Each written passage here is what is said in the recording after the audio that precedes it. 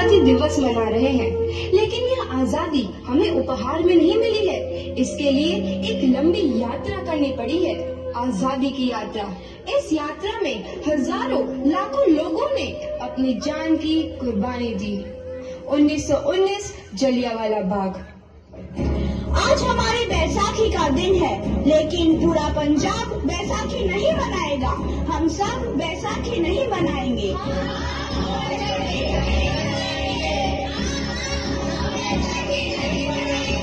जब तक हम अंग्रेजों को भारत से बाहर नहीं निकाल देते, पूरा पंजाब बैसाखी नहीं मनाएगा। अच्छा, तो तुम सब हमारा विरोध करता है, भाग जाओ यहाँ से। इसका अंजाम बहुत ही बुरा होगा। हम नहीं जाएंगे, तुम लोग जाओगे। हमें नहीं, तुमको भारत से भागना होगा। Soldiers fire!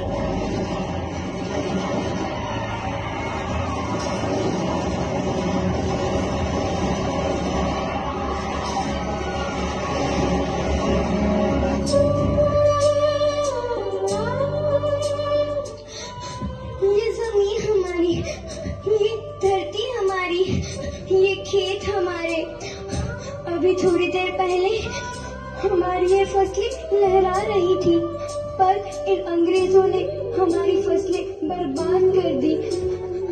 इन अंग्रेजों ने एक ही झटके में इन सब फसलों को काट दिया। अंग्रेजों, तुम्हारे इस अत्याचार से हम डरेंगे नहीं। इस अत्याचार का बदला लेकर रहेंगे। हम आजादी लेकर रहेंगे। जलियांवाला बाग हर हिंदुस्तानी की आंख नम कर गया। इस कांड में कितने मासूमों की आहुति चढ़ गई, इतनी हैवानियत से इंसानियत कत्ल कर दी गई।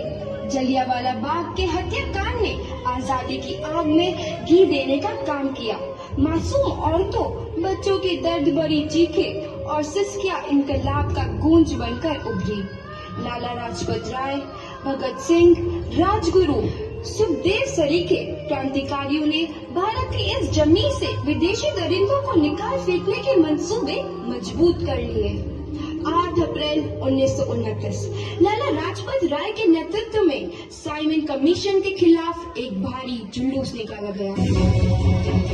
Simon commission, Simon commission, Simon commission, Simon commission, Simon commission, Simon commission,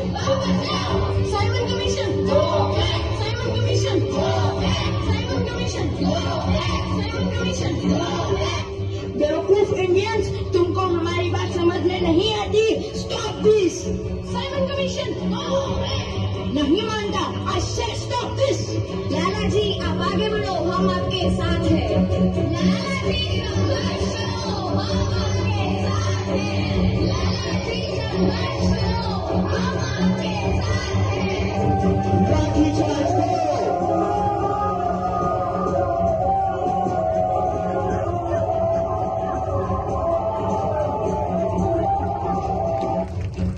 लाला जी को तो बहुत गहरी चोट लगी है, उनका सर फट गया है। मेरे शरीर में लगी एक एक लाठी अंग्रेजी सरकार के कफन में कील का काम करेगी। ये आजादी की लड़ाई रुकनी नहीं चाहिए। ये जिम्मेदारी मैं तुम सबको सौंप कर जा रहा हूँ। लाला लाजपत राय की दर्दनाक मौत के बाद भगत सिंह, सुखदेव, राजगुरु वतन के इन मतवालों के खून में ऐसा उबाल आया जिसका सामना करना अंग्रेजी सरकार के लिए मुश्किल हो गया। अंग्रेजों को करारा जवाब देने के लिए स्कॉट और सैंडर्स को मारने की रूपरेखा रची गई।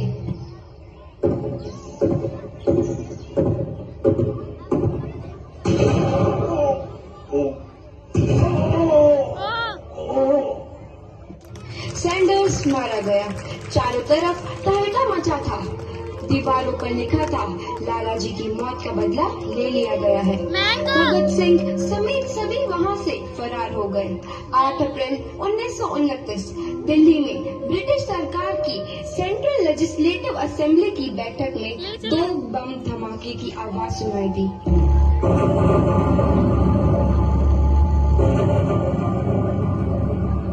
इन धमाकों ने अंग्रेजी हुकूमत को हिलाकर रख दिया।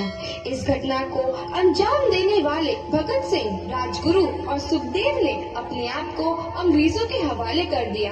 1930 को अदालत ने अपना फैसला सुनाया।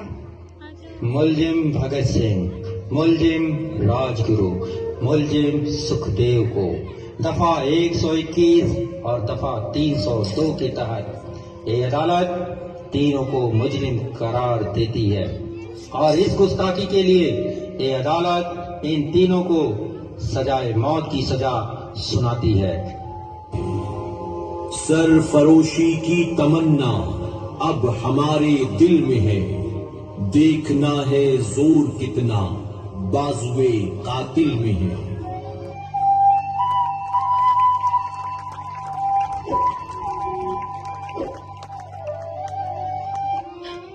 पुत्र की हाय है तेरा। मैं चंगा हूँ माँ, फिक्र करने की कोई गल नहीं। पुत्र, मेरा दिल तेरी तरह पत्थर दिल नहीं होगा। तेरी ये गला सुन के मेरा कलेजा फटे जा रहा है। माँ, मेरा दिल कोई पत्थर जैसा नहीं है, एक वतन परस्त का दिल है जो मेरे देश प्रेम के जज्बे को ताकत देता है। बेटा, मेरा लाल।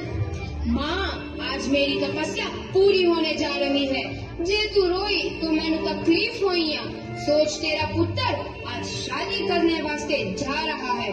फर्क केवल इतना है, वो घोड़ी पर नहीं फांसी पर चढ़ने वास्ते जा रहा है। आज तू क्रांतिकारी की माँ है, कल तू एक शहीद की माँ होगी। माँ, पुत्र भगत, तू इतनी छोटी उम्र में हम सबको छोड़ के चला जाएगा।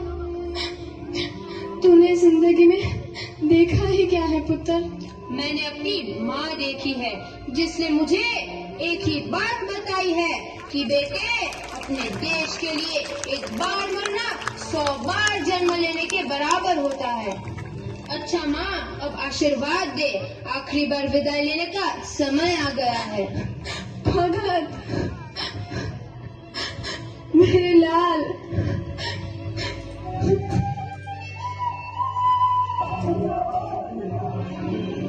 भगत सिंह, तुम्हारी कोई आखिरी ख्वाहिश? हमारे हाथ खोल दिए जाए। हम तीनों दोस्त एक दूसरे से गले मिलना चाहते हैं। उनके हाथ खोल दिए जाए।